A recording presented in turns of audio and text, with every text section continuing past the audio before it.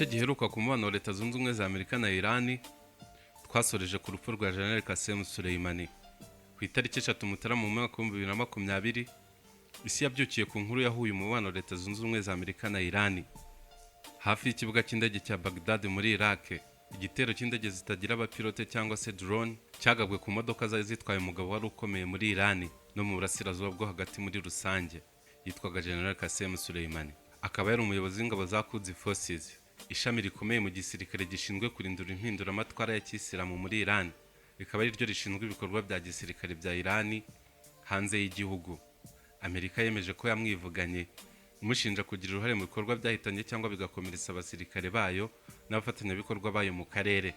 Quds Forces Soleimani yayoboraga niyo yakoranaga bya hafi n'imitwe ya Hamas muri Gaza, Hezbollah muri Libani, n'indi mitwe yo muri Syria, Iraq n'abahutizi bo muri Yemen.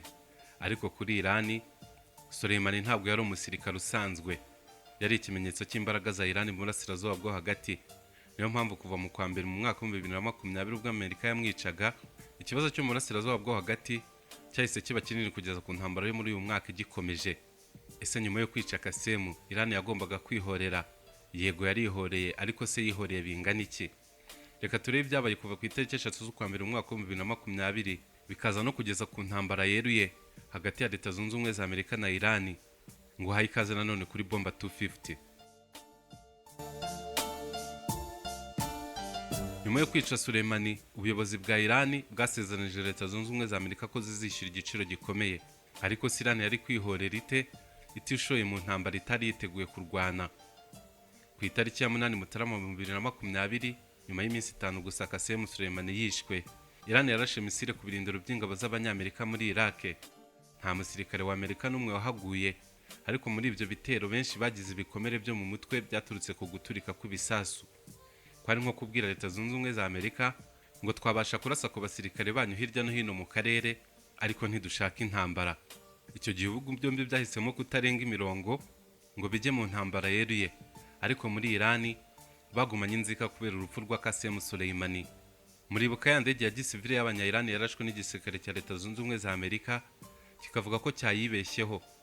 Iran nayo yakoze ibisa nk'uko nguko neza. Ku itariki 8 n'ubundi z'ukwezi kwa mbere mu mwaka wa 2020, Iran yari iri ku rwego rwo hejuru rwo kwitegura igitero cya Leta Zunze Ubumwe za Amerika. Ingabo zayo nazo zarashe kubw'impanuka indege ya Ukraine yari ivuye Tehran yerekeza Kiev. Abantu 176 bari bayirimo, bose bayiguyemo. Iran nayo ivuga ko igisirikare cyayo kibeshye kuri iyo ndege kikayirasa kigira ngo ni indege y'intambara y'umwanzi. Qasem Soleimani yari amaze kwishwa, Iran imaze kurasa ku birindiro by'abanyamerika bitandukanye mu karere cyane cyane muri Iraq. Indege y'abanya-Ukraine irashwe by'impanuka, maze uburengerazuba bw'isi bubifata nk'igitero cy'iterabwoba. Ibihugu byombi bigirana amakimbirane, ariko birangira bitagiye mu ntambara yeruye. Muri 2020 kandi Donald Trump yakomeje igitutu gikomeye kuri Iran binyuze mu bihano by'ubukungu. Ariko mu ntangiriro za 2021 ibintu byarahindutse. Joe Biden aba perezida wa Leta Zunze Ubumwe za Amerika aza afite imyitwarire itandukanye n'iya Trump.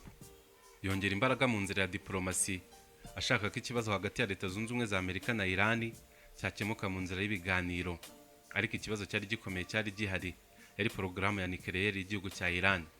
Amerika n'abandi bafatanyabikorwa bari bafite impungenge z'uko Iran ishobora kugera ku bushobozi bwo gukora intwaro kirimbuzi. Iran yo yavugaga ko gahunda yayo ya nucleaire yari igamije amahoro gusa, ikavuga ko bashaka ingufu zo gukoresha mu mirimo ya gisivile. Ibiganiro byo gusubira ku murongo w'amasezerano nucleaire mu 2015 yayandi yagizwemo uruhare na Perezida Obama byarasubukuwe bitangirira Vienna. Amerika yashakaga ko Iran igabanya ibikorwa byayo byo gutunganya nucleaire. Iran nayo igashaka ko Amerika ikuriraho ibihano by'ubukungu yayifatiye kuva mu mwaka wa 1953. Maze buri ruhande rukavuga ngo banza ukora ibi natwe dukora ibi. Leta Zunze Ubumwe za Amerika zikavuga ngo banza usenye gahunda yawe ya nucleaire natwe tugukurireho ibihano. Iran nayo kavuga ngo mubanze mudukurireho ibihano tubonye gusenya gahunda yacu ya nucleaire. Ibi byose biva ku cyizere gike cyatakaye mu 1962 ubwo abanya-Iran barekuraga za mfungwa z'abanyamerika, bumvikanye ko Amerika nayo ihita bakuriraho ibihano by'ubukungu. Ariko Leta Zunze Ubumwe za Amerika zirababeshya. Ibiganiro byakomeje kubaho ariko ntibyatanga umusaruro urambye, ahubwo ibihugu byombi bitangira kurwana ariko mu buryo buteruye. Kuva Soleimani yicwa, abantu benshi batekerezaga ko imbaraga za Iran zo gukoresha imitwe yo mu karere izwi nka proxies bugiye kugabanuka, ariko igisubizo ntabwo cyari icyo ngicyo. Iran isanzwe ifite imitwe yitwaje intwaro mu bihugu bitandukanye byo mu burasirazuba bwo hagati nka Iraq, muri Syria, muri Lebanon no muri Yemen. Ibi byatumye guhangana kwa Leta Zunze Ubumwe za Amerika na Iran gukomeza kunyura mu buryo buziguye. Hakabaho ibitero bya misile, ibitero bya drone ndetse n'ibitero by'ikoranabuhanga, bikagabwa ku birindiro by'ingabo za Leta Zunze Ubumwe za Amerika ndetse n'ingabo za Leta Zunze Ubumwe za Amerika zikagaba ibitero ku birindiro by'iyo mitwe ikorera mu bihugu byo mu burasirazuba bwo hagati ikorana na Iran. Niyo mpamvu intambara hagati ya Washington na Tehran rimwe na rimwe yasaga nk'aho idahari, ariko mu by'ukuri ibihugu byombi byatangiye kurwana mu buryo buziguye kuva mu mwaka wa 2020 mu kwa mbere Qasem Soleimani yicwa. Mu gihe cy'imyaka igera kuri 2, ingabo za Leta Zunze Ubumwe za Amerika zagabye ibitero ku mitwe ikorana na Iran, cyane cyane zibanda kuri Syria na Iraq, ariko bigeze mu mwaka wa 2023 umukino warahindutse kubera Hamas na Gaza. Ku itariki ya 7 z'ukwezi kwa 10 mu mwaka wa 2023, igitero cya Hamas kuri Israel cyakurikiwe n'intambara ikomeye kuri Gaza. Icyo gihe Hamas yari yinjiye muri Israel ihitana abantu barenga 200,000, maze Israel nayo ihita ihindukirana Hamas yisanga muri Gaza ivuga ko igiye kuyirimbura, kandi intambara ya Gaza yahinduye cyane umubano wa Leta Zunze Ubumwe za Amerika na Iran. Nyuma y'uko intambara ya Gaza itangiye, imitwe ifitanye isano na Iran yatangiye kugaba ibitero bya hato na hato ku birindiro by'ingabo za Amerika muri Iraq na Syria. Mu mezi yakurikiye intambara yo muri Gaza, habayeho ibitero birenga 170 ku ngabo z'Abanyamerika muri Iraq, Syria na Jordan, byose bigabwe n'iyo mitwe ikorana na Iran mu karere k'uburasirazuba bwo hagati. Hanyuma Amerika nayo itangira gusubiza ku bitero by'imitwe ifitanye isano na Iran. Noneho ku itariki 28 Mutarama mu mwaka wa 2024 ibintu byagezeho bikomeye. Drone yibasiye ikigo cy'ingabo z'Abanyamerika kizwi nka Tower 22 hafi y'umupaka wa Jordan na Syria. Abasirikare b'Abanyamerika 3 bahasiga ubuzima, abandi benshi barakomereka.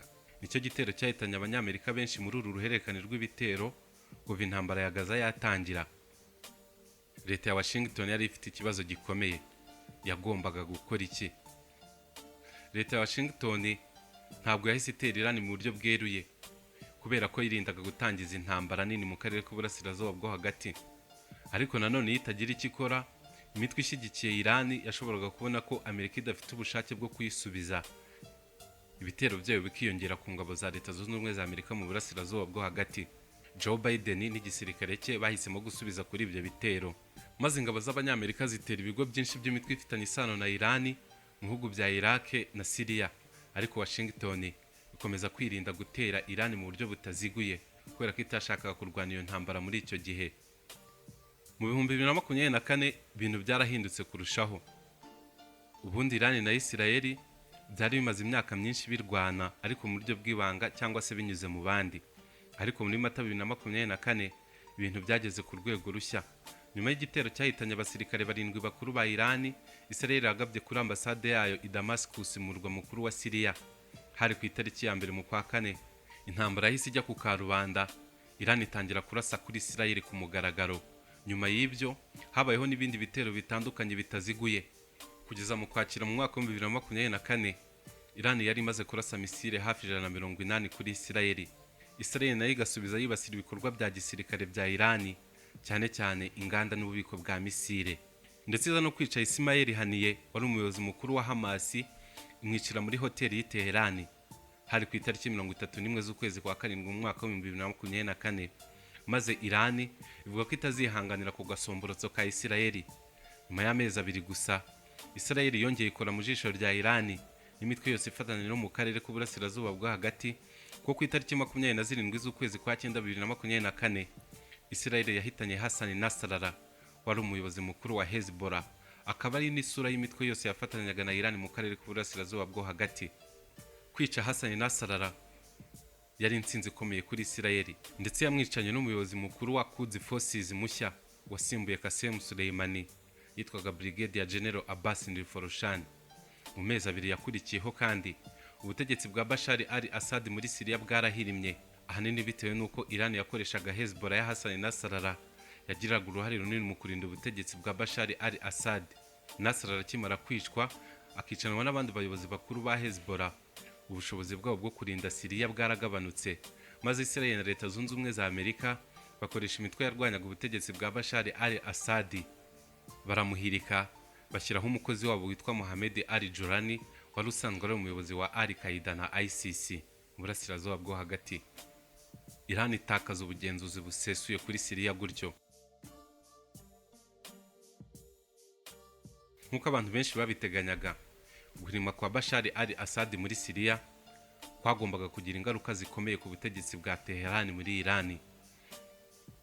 Byabaye itangiriro ryo kubona ko intambara itazatinda, ikava mu kurwanirwa mu nzira ziziguye za ya mitwe yitwa proxies, ahubwo noneho ibihugu byombi bigasakirana. Imitwe yari isanzwe ifasha Iran mu ntambara kugira ngo zirwanirwe hanze yayo yari imaze gucogora, imbeba yari igeze ku rumuhini itangiye kototera isuka. Israel yari isigaye ishaka intambara yeruye kuri leta ya Tehran. Ibi byari bifite icyo bisobanura kuri Amerika, kuko Iran na Israel zirwanye, Amerika ntishobora kwicara ngo irebere kubera ko nta Israel itarimo Leta Zunze Ubumwe za Amerika. Ariko muri ibyo byose kugaba ibitero byeruye kuri Iran byagendaga biguru ntege, ahanini bitewe n'uko ubutegetsi bwa Joe Biden bwahitagamo inzira y'ibiganiro aho kugaba intambara yeruye ku gihugu cya Iran. Ariko biza guhinduka muri Mutarama 2025, Donald Trump agaruka ku butegetsi, asanga Israel yacogoje imitwe yafatanyaga na Iran, kandi ubutumwa bwe kuri Iran bwari busobanutse. Yahibwiraga ko itagomba kugera ku bushobozi bwayemera gutunga intwaro kirimbuzi. Trump akigera ku butegetsi yasubijeho gahunda y'igitutu gikomeye kuri Iran. Ariko ikintu gitangaje nubwo yakomeje gushyiraho ibihano kuri Iran, bagiye no mu biganiro. Muri 2025 Amerika na Iran batangiye ibiganiro bishya ku kibazo cy'ingufu za nucleaire za Iran. Byari ibiganiro bya mbere bikomeye ibihugu byombi byagiranye, kubera ko kuva Trump akura Amerika mu masezerano yo mu mwaka wa 2015, Iran yahise yongera imbaraga zayo zo gutunganya ubutare bwa nucleaire. Ikibazo cyari gihari nyuma yo kujya mu biganiro bishya, Iran yari kwemera kugabanya cyangwa guhagarika burundu porogaramu yayo yo gutunganya ingufu za nucleaire. Ese Amerika yo yari yiteguye kuba yakuriraho Iran ibihano? Ese byari gushoboka ko diplomasi hagati y'ibihugu byombi itanga umusaruro? Ariko mu gihe ibiganiro byari bigikomeza, Israel yo yari ifite ibindi tekereza. Ntabwo Israel yo yifuzaga ko Iran igira aho ihurira na Leta Zunze Ubumwe za Amerika, kubera ko Minisitiri w'Intebe wayo Benjamin Netanyahu yaramaze imyaka isaga 40 yifuza intambara kuri leta ya Tehran. Kuva mu 1979 Benjamin Netanyahu yamye asaba perezida ba Leta Zunze Ubumwe za Amerika batandukanye ko bagira icyo bakora bakagaba ibitero kuri Iran, ariko abayobozi bose bagenda babyanga, kugeza ejo bundi kuri Trump. Nawe ntabwo yashakaga intambara mu buryo bw'ako kanya, ariko Israel imaze kubona ko agiye mu biganiro na Iran, yahise ifata izindi gahunda. Israel yari itegereje, ibona ko ibiganiro bya Leta Zunze Ubumwe za Amerika na Iran bishobora kuzagira icyo bimarira Iran mu buryo bw'ubukungu. Ifata iya mbere mu kugaba ibitero kuri Iran, nubwo Leta Zunze Ubumwe za Amerika batari babyumvikanyeho, ariko Israel yari bizi ko nijya mu ntambara Leta Zunze Ubumwe za Amerika zitazabura kuza kuyirwana. Ku itariki ya 13 y'ukwezi kwa gatandatu mu mwaka ushize mu 2025, Israel yagabye igitero gikomeye kuri Iran, yibasira ibikorwa byabo bya nucleaire, ibigo bya misile n'abayobozi bakuru b'ingabo ndetse n'abanyesiyanse bakoraga ubushakashatsi mu bigo bya Iran, bashoboraga no kuzakora ibisasu kirimbuzi. Amerika yabanje kuvuga ko itari muri ibyo bitero, ariko ibintu byaje guhinduka. Nyuma y'iminsi mikeya, Perezida Donald Trump afata icyemezo gikomeye. Ku itariki ya 21 Kamena mu mwaka wa 2025, Amerika yagabye igitero ku bigo bikomeye bya nucleaire bya Iran. Bagabye ibitero kuri Fordo, Natanz na Isfahan. Leta Zunze Ubumwe za Amerika zakoresheje indege za B2 bombers zigaba ibitero kuri Fordo na Natanz. Naho ku kigo cya Isfahan bahagaba ibitero bakoresheje misile za Tomahawk, ahari mu gikorwa cya gisirikare bise Operation Midhama. Ibintu byari bimaze guhinduka. Iran imaze kubona ko yinjiye mu ntambara mu buryo bweruye. Amerika ntabwo yari ikiri gusa mu bihano cyangwa diplomasi. Amerika yari imaze gutera ibikorwa bya nucleaire bya Iran ku butaka bwa Iran, ikintu leta zunze ubumwe za Amerika zitigeze zikora kuva mu mwaka w'1979. Muri iyo ntambara yamaze iminsi 12, leta zunze ubumwe za Amerika na Israeli bagabaga ibitero ku bigo bitandukanye muri Irani, cyane cyane bibasira ibigo bya gisirikare. Hanyuma Irani nayo ikagaba ibitero bitandukanye ku bigo by'abanyamerika biri mu burasirazuba bwo hagati, ariko ikarasa cyane cyane kuri Israeli. Mu minsi 12 amakuru aza kujya hanze avuga ko igisirikare cya leta zunze ubumwe za Amerika ndetse na Israeli bagiye mu ntambara bazi ko Irani izamara iminsi 2 itabasha gusubiza ibyo bitero byabo, ariko baza gusanga amakuru y'ubutasi yabajyanye mu ntambara atari yizewe. Basanga ubushobozi bwa Irani bwo kurwana intambara bukubye inshuro zirenga 100 ubwo bari bazi ko Irani ifite mbere yo kuyigabaho ibitero. Iyo ntambara iza guhagarara mu minsi 12. Trump yemeza ko igisirikare cye cyatsinze, ariko muri Israel ntago babyumvaga gutyo. Amerika yashaka guhagarika intambara mu gihe gito kubera ko yari imaze kubona ko amakuru y'ubutasi bakoresheje bajya mu ntambara Mossad yabahaye atariyo. Basanze Irani ifite ubushobozi bukomeye bwa gisirikare bwo kwirinda, harimo kwihagararaho, kugaba ibitero ku ngabo za leta zunze ubumwe za Amerika mu karere k'uburasirazuba bwo hagati ndetse no kuri Israeli, ku buryo byatwaraga imbaraga nyinshi cyane cyane mu bwirinzi bw'ikirere. Intambara y'iminsi 12 mu mwaka ushize yahagaze leta zunze ubumwe za Amerika zivuga ko bihagije, ariko Israeli yo yari igifite impungenge zikomeye. Amakuru yajyaga hanze yavugaga ko ibitero bya Amerika na Israeli icyo byakoze ari ugusubiza inyuma porogaramu ya Irani yo gutunganya ubutare bwa uranium mu gihe cy'amezi 6 gusa, ndetse amakuru akavuga ko ibiro bigera kuri 400 bya uranium bari bafite itunganyije ku kigero cya 60%. Irani yari yarabashije kuyimurira ahantu h'ibanga ku buryo yashoboraga kuyikoresha igateranya intwaro kirimbuzi igihe icyo ari cyo cyose. Ariko andi amakuru yavugaga ko leta zunze ubumwe za Amerika na Israeli basanze Irani ifite ubushobozi burenze ubwo batekerezaga, maze ngo basubira kwisuganya kugira ngo bazagaruke mu ntambara neza. Noneho twinjira muri 2026. Mu ntangiriro z'uyu mwaka ibiganiro byongeye kugeragezwa hagati ya leta zunze ubumwe za Amerika na Irani, ariko icyizere cyari gikeya.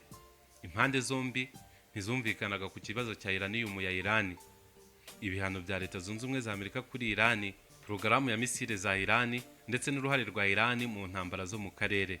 Nuko ku itariki ya 28 z'ukwezi kwa kabiri uyu mwaka wa 2026, ibihugu byombi n'ubundi bikiri mu biganiro, amateka afata indi nzira atazigera yibagirana mu mubano wa leta zunze ubumwe za Amerika na Irani. Mu gitondo cyo ku itariki ya 28 Gashyantare 2026, Amerika na Israel byagabye ibitero byagutse kuri Irani, bibasira ibikorwa bya gisirikare, inganda za misile n'ububiko bwazo, ibikorwa bya nucleaire ndetse n'abayobozi bakuru b'igihugu cya Irani. Uku noneho ntabwo kwari ukukiri ukurasa bavuga ko bari gusenya ibikorwa remezo bya gisirikare bya Irani, ahubwo yari intambara yeruye. Irani nayo izitangira gusubiza, yohereza misile, drone nyinshi bitagira uko bingana byerekeza muri Israeli no ku birindiro by'abanyamerika biherereye mu karere k'uburasirazuba bwo hagati. Ariko inkuru yahinduye uko abantu bafataga intambara ya leta zunze ubumwe za Amerika na Israeli kuri Irani ni urupfu rwa Ayatollah Ali Khamenei, wari umuyobozi mukuru w'ikirenga wa Irani wari umaze imyaka isaga 30 ayitegeka. Yarishwe muri icyo gitero ndetse yicanwa na bamwe mu bo mu muryango we. Hishwa n'abandi bayobozi benshi bakomeye bo muri Irani, cyane cyane abagisirikare n'abacurabwenge ba Repubulika ya Kisilamu ya Irani. Bari bari kwibaza ngo ninde wagombaga kuyobora igihugu. Irani yari gusubiza ite muri ibyo bitero? Nk'igihugu cyari kimaze kwicirwa umuyobozi w'ikirenga, kikicirwa abayobozi bakomeye b'ingabo hafi ya bose, ninde wagombaga gusigara ayoboye igihugu? Kandi ninde wagombaga kuyobora urugamba? Cyangwa Irani yagombaga kwemera ko itsinzwe ikamanika amaboko? Intambara y'uyu mwaka itangira, leta zunze ubumwe za Amerika na Israeli bari bamaze iminsi n'ubundi mu bikorwa byo kugumura abanya-Irani bamwe na bamwe badakunda leta, bakababwira yuko baje kubafasha gukuraho leta yabo. Bari bamaze amezi bigaragambya bari mu mihanda ya Tehran no hirya no hino mu gihugu, bavuga ko bashaka ko ubuyobozi bwa Ayatollah Ali Khamenei na Repubulika ya Kisilamu buvaho, hanyuma bakishyiraho abandi bayobozi. Ni ibikorwa byagizwemo uruhare rukomeye cyane n'ubutasi bwa Israel, Mossad ndetse na CIA y'abanyamerika. Ariko igisirikare cyo kurindura impinduramatwara muri Irani nacyo cyahanganaga nabo mu buryo bukomeye, kikabafunguriraho umuriro ku manywa, ku buryo amakuru avuga ko muri iyo myigaragambyo igisirikare cya Irani gishobora kuba cyarishe abaturage basaga 58,000. Ariko noneho ubwo bari bageze mu ntambara Leta Zunze Ubumwe za Amerika na Isirayeli bakarasa byo kurimbura ibikorwa remezo byo muri Irani n'abayobozi batandukanye bahereye ku muyobozi w'ikirenga Ayatollah Ali Khamenei. Babandi bigaragambyaga nabo batangiye kubona ko Leta Zunze Ubumwe za Amerika na Isirayeli nta mpuhwe babafitiye, badakunze igihugu cyabo, ahubwo ko bafite intego zabo za gisirikare na geopolitike bashaka kugeraho muri Irani no mu karere k'uburasirazuba bwo hagati muri rusange. Abaturage bose bahise batangira gufatanya n'ubutegetsi bwabo. Hanyuma Irani n'igisirikare cyayo bahita batangira gusubiza mu buryo bw'ubuhanga cyane, basubiza ku bitero bya Leta Zunze Ubumwe za Amerika na Isirayeli. Bahereye ku birindiro by'ingabo za Leta Zunze Ubumwe za Amerika, barasa muri Bahrain, muri Katari, muri Kuwait, muri Jordani, muri Leta Zunze Ubumwe z'Abayemirati, ariko noneho bagera kuri Isirayeli bakigiza nkana kubera ko ariyo bafata nk'umwanzi wabo wa mbere mu karere k'uburasirazuba bwo hagati, ndetse bananayifata nk'igikoresho igihugu cyaremwe na Leta Zunze Ubumwe za Amerika kugira ngo zibashe kugira ubugenzuzi mu burasirazuba bwo hagati gusa. Intambara ntiyari ikiri hagati ya Irani na Isirayeli gusa, ahubwo yari imaze kuba intambara y'akarere, kandi ikibazo cyari kibaye mpuzamahanga kuko buri misile Irani yarasaga ku birindiro by'Abanyamerika muri ibyo bihugu twamaze kuvuga haruguru byo mu karere yashoboraga guhitana abantu bo muri ibyo bihugu cyangwa se mu bindi bihugu, maze bose bakanenga ubutegetsi bwa Irani. Ariko Irani nta na kimwe bari bitayeho. Mwibuke ko Amerika na Isirayeli bajya kuvuga ko bashaka guhindura ubutegetsi muri Irani, bumvaga ko nibica abayobozi bakomeye abaturage bazahita bajya mu mihanda, hanyuma muri ako kavuyo kose Abanyamerika na Isirayeli nabo bagahita binjira muri Irani ku mugaragaro, bagafasha abaturage bigaragambyaga, bakarwana n'igisirikare cyo muri Irani kugeza ubutegetsi buhindutse. Ariko muri Irani nabo nk'abantu bari bamaze imyaka isaga 40 bitegura intambara ya Amerika na Isirayeli igihe cyari cyo cyose, hari amayeri bari barakoresheje, cyane cyane nyuma y'intambara yo mu kwa gatandatu mu mwaka wa 2025. Muri Irani bahise babona ko rusibiye aho ruzanyura, umunsi umwe bazabyuka bagasanga intambara karundura iri ku muryango wabo. Batangira kugenda bashyiraho abayobozi, abari hejuru bakabashyiraho ababasimbura baramutse bishwe, aba kabiri nabo bakabashyiraho ababasimbura baramutse bishwe, aba gatatu nabo bakabashyiraho ababasimbura baramutse bishwe, n'aba kane bakabashyiraho ababasimbura baramutse bishwe.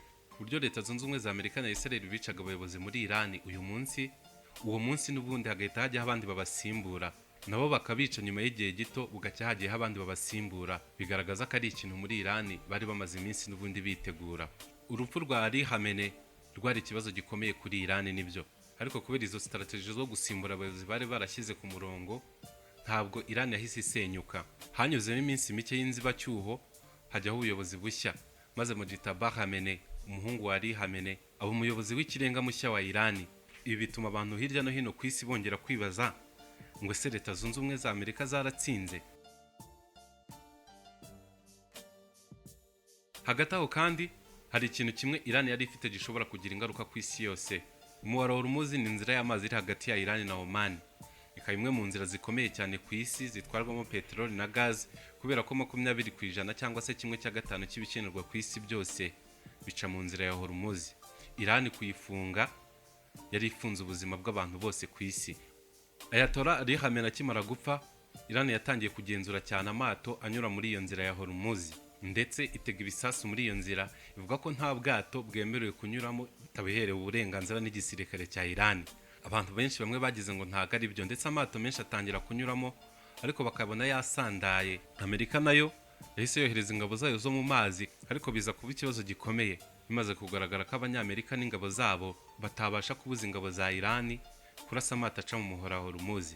Bafata amayeri mashyashya yo kuzana ingabo z'Abanyamerika zigafunga amayira ajya nava muri Irani. Hanyuma ibyo bibyara ikibazo cy'ubukungu gikomeye ku isi. Igiciro cya peteroli ku isi kirazamuka, ibiciro by'ingendo birazamuka, ibicuruzwa birahenda. Hanyuma intambara ya Irani itangira kugira ingaruka mu buryo butaziguye ku buzima bw'umuntu uwo ari we wese mu mpande zose z'isi, kandi ibihugu byose byo ku isi bidafite uruhare muri iyi ntambara bitangira kwishyura igiciro, ari nako byijujutira iyi ntambara bigashyira igitutu kuri Leta Zunze Ubumwe za Amerika.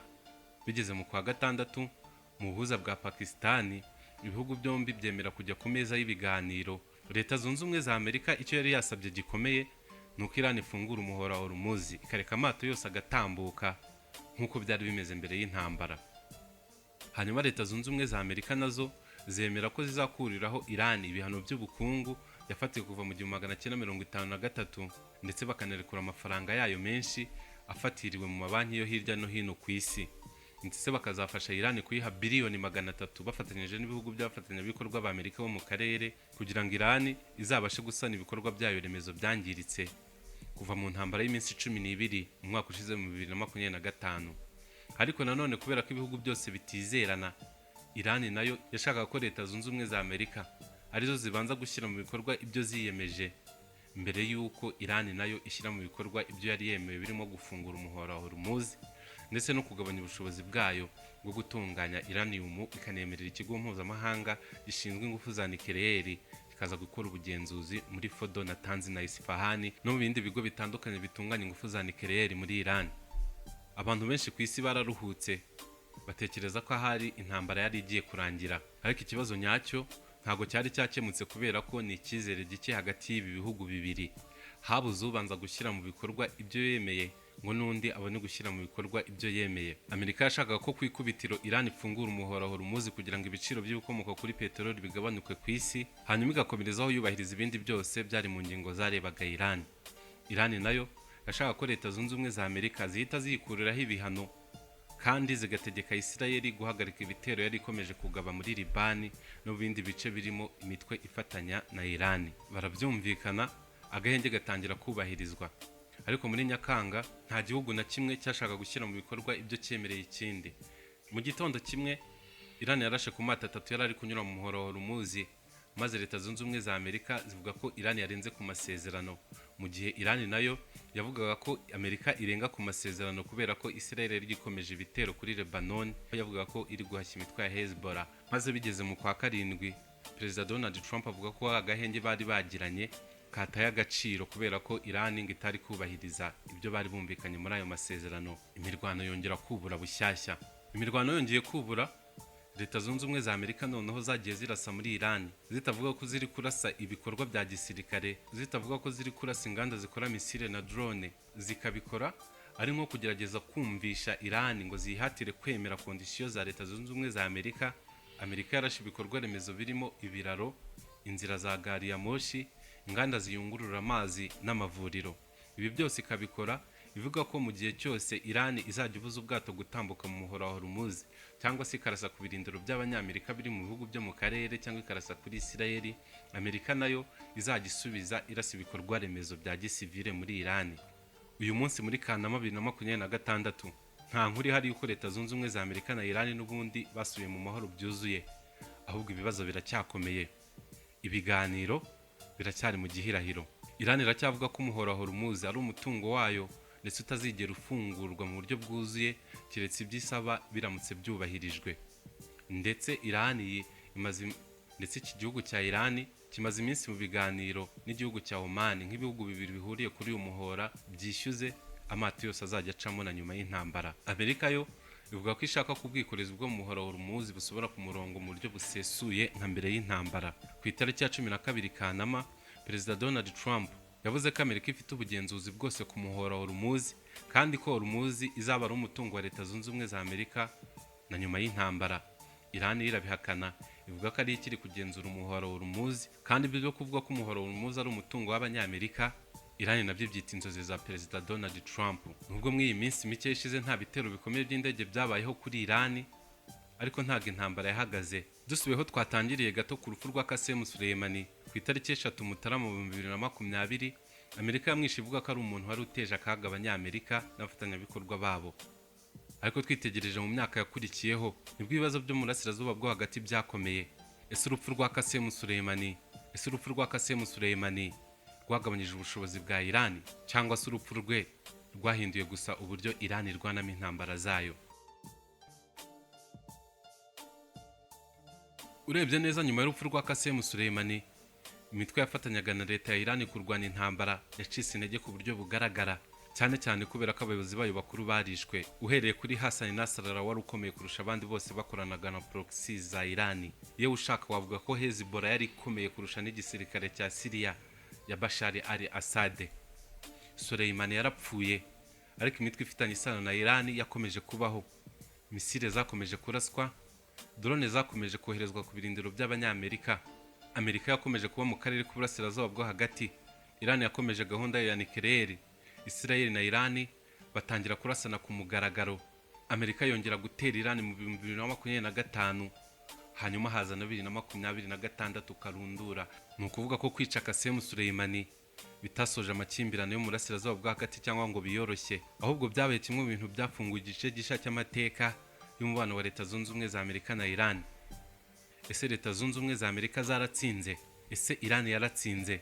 Tugiye kureba mu by'ingabo wavuga ko Amerika ari ifite akaboko kari hejuru nk'uko byari byitezwe, ariko nanone ako kaboko kari hejuru byari byitezwe ko katsinda intambara ya Iran mu cyumweru kimwe, ariko ntago ariko byagenze. Ahubwo Iran nabo yabagabyeho ibitero byinshi, isenya ibirindiro byabo byinshi mu bihugu byo mu karere, ndetse inagaragariza isi yose ko ubushobozi bwa Leta Zunze Ubumwe za Amerika busanzwe bwitwa ntagereranwa mu gisirikare, bushobora kurwana intambara bukayitsinda cyangwa se ntibunayitsindwe.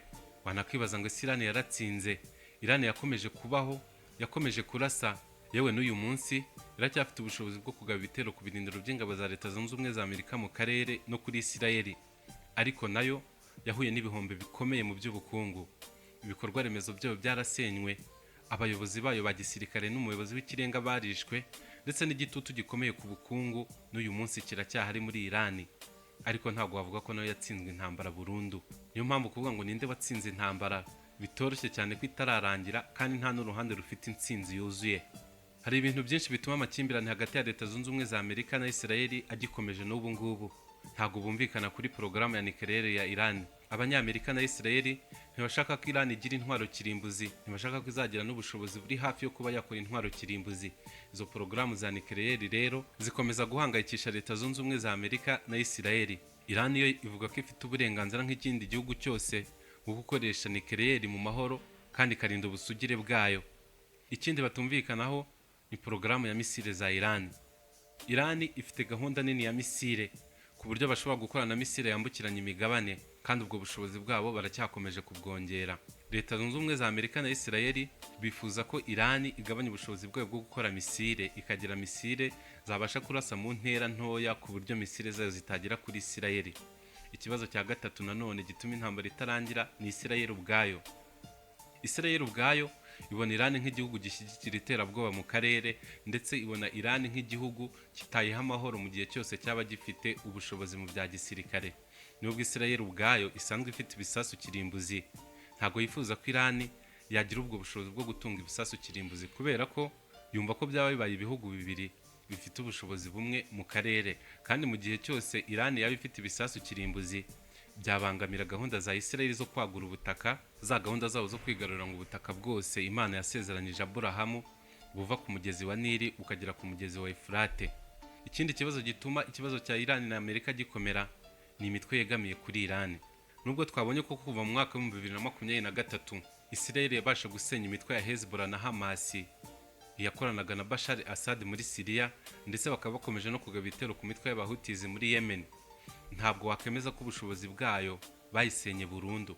Iyi mitwe iracyahari, iracyafite imbunda, ndetse iracyafite n'ubushobozi bwo kurasa misile na drone bikagwa ku butaka bwa Israel no ku birindiro by'ingabo z'Abanyamerika.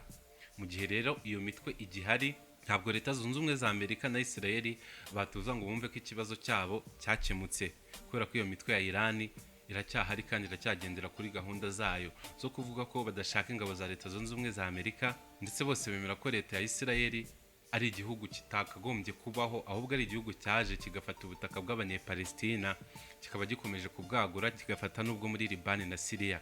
Ikindi kibazo gikomeye, ari nacyo gikomeye cyane gituma iyi ntambara idahagarara, ni umuhora wa Hormuz. Iran isigaye ibona umuhora wa Hormuz nk'ikarita ishobora gukoresha muri iyi ntambara, igashyira igitutu kuri Leta Zunze Ubumwe za Amerika n'ibindi bihugu byose byo ku isi muri rusange, ikazamura ikiguzi cy'ubuzima. Bityo mu gihe cyose Iran gifite ubushobozi bwo kurasa ku mato yo mu muhora wa Hormuz, nayo ni ikarita izajya ikina buri gihe kugira ngo byibuze nayo igire ibyo ivuga, igire ibyo isaba ku meza y'ibiganiro. Ikindi kintu abantu bakomeje kwibaza ku mubano wa Leta Zunze Ubumwe za Amerika na Iran ndetse na Israel ni uruvange rwa diplomasi n'intambara, kandi ahandi naho ikibazo gikomeye kiri.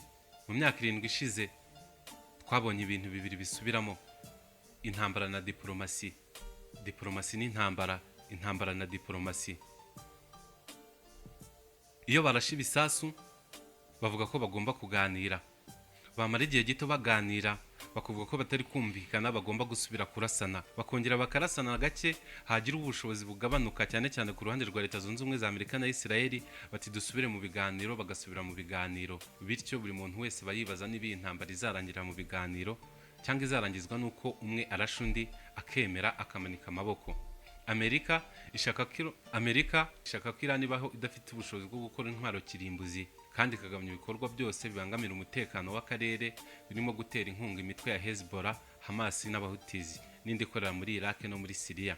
Ku rundi ruhande kandi Iran nayo ishaka ko ubusugire bwayo bwubahirizwa. Ibihano yafatiwe na Leta Zunze Ubumwe za Amerika kuva mu 1953, umuryango w'ubumwe bw'Uburayi n'umuryango w'abibumbye bigakurwaho, kandi ikagira uburenganzira bwo gukoresha ikoranabuhanga rya nucleaire mu bikorwa byayo, yo ivuga ko ari ibikorwa bigamije amahoro. Birumvikana rero ntabwo ikibazo ari misile gusa, ntabwo ikibazo ari nucleaire gusa, ntabwo ikibazo ari Trump gusa, ntabwo ikibazo ari Khamenei gusa.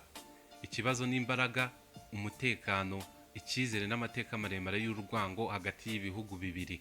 Ni ukuvuga kuva mu 1953 kugeza uyu munsi mu 2026, umubano wa Leta Zunze Ubumwe za Amerika na Iran wagiye urangwa n'ibintu byinshi, ariko byiganjemo kwihorera, ibihano, ibitero bya drone, ibitero bya misile.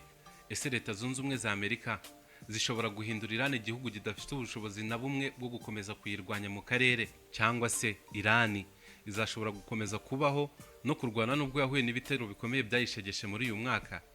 Ese diplomasi hagati y'ibihugu bibiri izongera kubona umwanya, cyangwa se iyaba ari intangiriro y'igihe gishya cy'intambara mu burasirazuba bwo hagati? Kandi ikibazo gikomeye kurushaho, ese Leta Zunze Ubumwe za Amerika zizakomeza gukoresha imbaraga mu kumvisha ibihugu byose bidashaka kugendera mu kwaha kwazo? Uyu munsi aho intambara yari igeze, misile z'abanya-Iran na drone zari ziri kurasa zikagera ku bipimo, zikagera ku ntego zazo mu buryo buri hejuru cyane. Impamvu nuko Ubushinwa n'Uburusiya byari bitangiye gufasha Iran mu buryo bweruye muri iyi ntambara, bikayihereza amakuru y'ubutasi cyane cyane avuye kuri satelite, bigatuma Iran ibasha kurasa ibikorwa remezo by'igisirikare cya Leta Zunze Ubumwe za Amerika idahusha, ndetse ikarasa n'ahari ingabo z'Abanyamerika idahusha. Kandi si ikindi kibazo gikomeye kurushaho, nyuma y'urupfu rwa Qasem Soleimani, nyuma y'urupfu rwa Ayatollah Ali Khamenei, nyuma y'ibitero bya 2025 n'intambara ya 2026, Leta Zunze Ubumwe za Amerika na Iran bazongera kubana bate? Icyo ni ikibazo amateka ataratangira igisubizo. Ni ukubitega amaso tukareba uburyo intambara Leta Zunze Ubumwe za Amerika na Israel kuri Iran izarangira, cyane ko Abanyarwanda babivuze ukuri bakavuga ngo intambara irasenya ntiyubaka. Ibiganiro byacu wabikunze wabisangiza abandi, ndetse ukanakora subscribe kuri channel yacu ya Bomba 250, tukajya tubana mu buzima bwacu bwa buri munsi. Nge nitwa Matare, Imana ikomeze ibane namwe.